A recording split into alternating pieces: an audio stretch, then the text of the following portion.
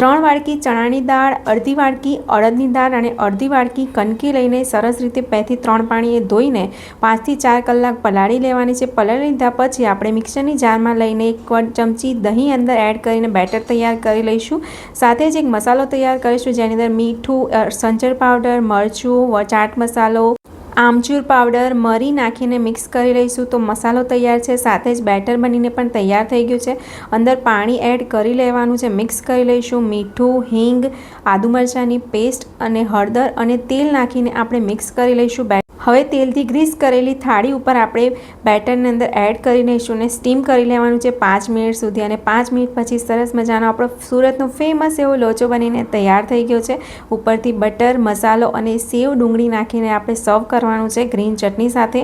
સરસ મજાનો સુરતનો ફેમસ એવો લોચો ઘરે બનીને તૈયાર છે। વિડીયો સારો લાગ્યો હોય તો લાઇક, શેર, સબસ્ક્રાઈબ કરી લેજો ફ્રેન્ડ્સ।